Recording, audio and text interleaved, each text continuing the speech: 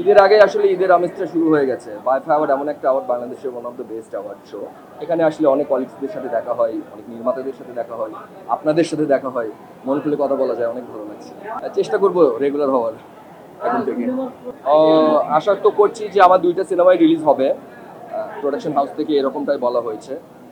বাদ বাকিটা অলরেডি তো আমাদের নাকুলের কাব্য 2টা পোস্টার রিলিজ হয়ে গেছে। এখন পিনিকে 2টা আগেই রিলিজ ছিল, এখন তাদের নতুন প্ল্যান অনুযায়ী আসলে সেট আপ ওইভাবে করে আসবে আই থিঙ্ক। হয় সিনেমার এটা পোস্টের প্রোডাকশন রিলেটেড একটু ব্যাপার ছিল, যার কারণে হয়তো বা আসতে চেয়েও পিনিকটা আসতে পারেনি।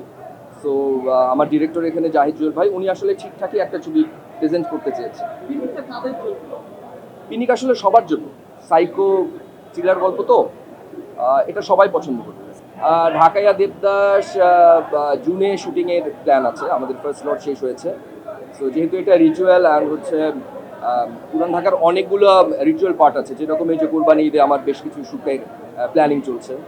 এরপরে দেখা যাবে যে জুন থেকে আমাদের কাজটা পুরোদমে স্টার্ট হবে, আমি যতটুকু জানি এখন পর্যন্ত। না এখন এটা একদমই ডিপেন্ড করে হচ্ছে প্রোডাকশন হাউসের উপর। হ্যাঁ, সো এখন প্রোডাকশন হাউস যেটা ভালো মনে করবে তার ব্যবসায়িক অ্যাঙ্গেল থেকে, যদি মনে করে যে না আমার পরে আসা উচিত, তারা পরে আসবে।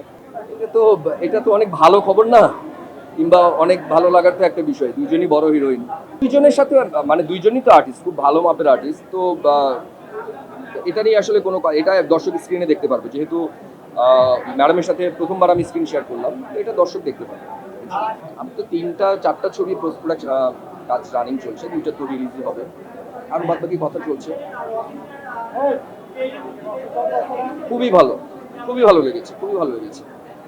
যেহেতু আমার ব্যান্ডের একটু অভিজ্ঞতা ছিল, তো আমি ওই জায়গাতে কানেক্ট অনেক ভালো করতে পেরেছি। Thank you so much, thank you, ভালো থাকবেন।